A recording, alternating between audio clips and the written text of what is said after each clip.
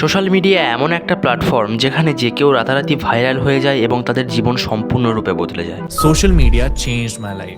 Content creation ने मेरी ज़िंदगी बदल दी। এই সোশ্যাল মিডিয়া এতই পাওয়ারফুল যে স্টেশনে গান গেয়ে ভিক্ষা করা এক মহিলাকে টিভির পর্দায় নিয়ে যেতে পারে এবং গান গেয়ে বাদাম বিক্রি করা ব্যক্তিকেও নিজের গানকে লাখ লাখ মানুষের কাছে পৌঁছানোর সুযোগ করে দিতে পারে। কিন্তু এখন প্রশ্ন হলো, এই পপুলারিটি ও ফেম কি ফ্রিতে পাওয়া যায় নাকি এর বদলে বড় কিছু বলিদান দিতে হয় সোশ্যাল মিডিয়াকে? আজকে আমরা জানবো এমন কিছু রাতারাতি ভাইরাল হওয়া সিঙ্গারদের বর্তমান অবস্থা সম্পর্কে, যাদের মধ্যে কেউ কেউ হয়তো আজও তাদের পপুলারিটি ধরে রেখেছেন, আবার কারোর কারোর অবস্থা ভীষণ শোচনীয়। हम बादाम बिक्री करता था, जो मैं बादाम बिक्री करता था, हर आदमी चूल टक्कर लेना होता है तो टक्कर लेता है उनको तो।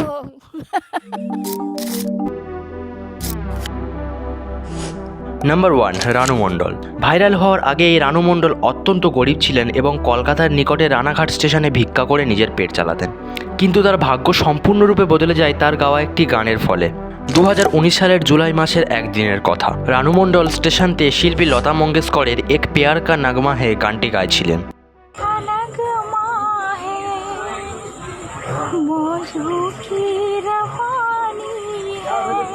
আর তখনই এক ব্যক্তি সেটি ক্যামেরা বন্দি করেন এবং সোশ্যাল মিডিয়াতে পোস্ট করেন।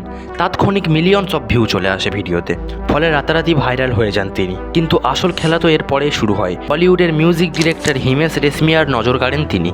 হিমেশ তাকে সুপারস্টার সিঙ্গার নামক রিয়েলিটি শোতে ইনভাইট করেন। এছাড়াও তার সাথে গান গাওয়ারও আহ্বান জানান। পরবর্তীতে বিভিন্ন বলিউড সিনেমাতে গান গাওয়ারও সুযোগ পান। কিন্তু তার এই পপুলারিটি বেশি দিন স্থায়ী হয় না।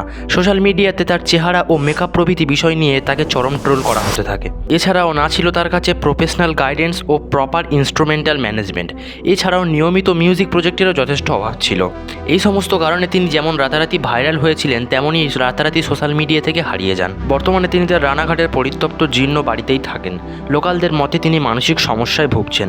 কখনো তিনি বলেন তিনি অনেক টাকা কামিয়েছিলেন, কখনো আবার বলে তার সাথে বড় ফ্রড হয়েছে।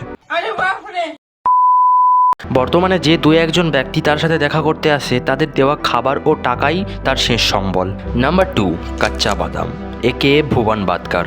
বীরভূমের কুড়লজুড়ি গ্রামের এক অত্যন্ত দরিদ্র পরিবারের এই ব্যক্তি ভাঙাচুরা ও পুরনো জিনিসের বদলে বাদাম বিক্রি করতেন ও এইভাবেই তার সংসার চলত।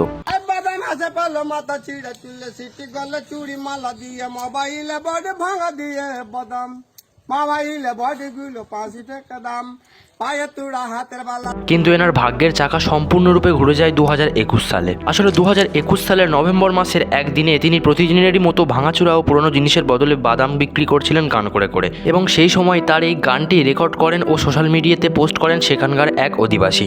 আর দেখতে দেখতেই কোটি কোটি ভিউজ চলে আসে। এরপরে এই গানটি তাকে অফিসিয়ালি গাওয়ার জন্য ইনভাইট করা হয়, যে কারণে তিনি মুম্বাইতে যান এবং গানটি অফিসিয়ালি গান এবং কিছু টাকাও রোজগার করেন সেখান থেকে। বহু ক্রিয়েটাররা এই গানে নেচে ভাইরালও হয়।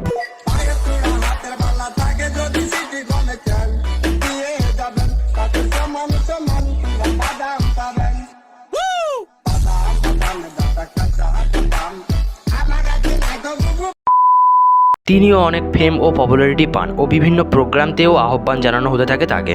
মাটির দেওয়ালের ঝুপড়ি থেকে উঠে এসে বর্তমানে তার নিজস্ব কংক্রিটের 2 তলা বাড়ি রয়েছে। তার মতে গানটি রেকর্ড করার নাম করে তার থেকে সই করিয়ে নিয়ে তার গানের কপিরাইট তার থেকে ছিনিয়ে নেওয়া হয়েছে। और जो मेरा ये गाना का पैसा जो कॉपीराइट से पैसा आता है वो पैसा अभी नहीं तक में। ফলে যেই গানটি একসময় তাকে ভাইরাল করেছিল, সেই গানই আজ তার কোর্ট কাছারির চক্কর কাটার কারণ হয়ে উঠেছে।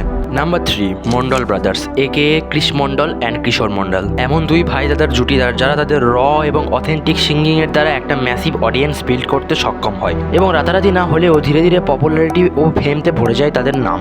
পরবর্তীতে ইন্ডিয়াস গট ট্যালেন্ট নামক শো প্রভৃতি থেকে তারা আরও পপুলারিটি পায়। তবে আর 5টা সিঙ্গারের মতো পপুলারিটি ও ফেম পাওয়ার পরে তারা হারিয়ে যায়নি, বরং তাদের ট্যালেন্ট ও মানুষের ভালোবাসায় আজও তাদের পপুলারিটি বজায় আছে। আর এটাই রানু মণ্ডল ও কাঁচা বাদামের থেকে তাদের পার্থক্য করে দেয়। তোমার মতে এই 3 জনের মধ্যে সবচেয়ে খারাপ পরিণতি কার হয়েছে কমেন্টে জানাও। আর এই সিরিজের পার্ট 1 দেখে না থাকলে স্ক্রিনে শো হওয়া ভিডিওতে ক্লিক করে দেখে নাও, যেখানে আমি অ্যাডাল্ট স্টারদের বর্তমান পরিণতি সম্পর্কে আলোচনা করেছি। আর হ্যাঁ, পার্ট 3 দেখতে চাইলে কমেন্টে পার্ট 3 লেখো এবং ভিডিওটি বেশি বেশি লাইক ও সাবস্ক্রাইব করে দাও। দেখা হচ্ছে নেক্সট ভিডিওতে। Tata, bye bye.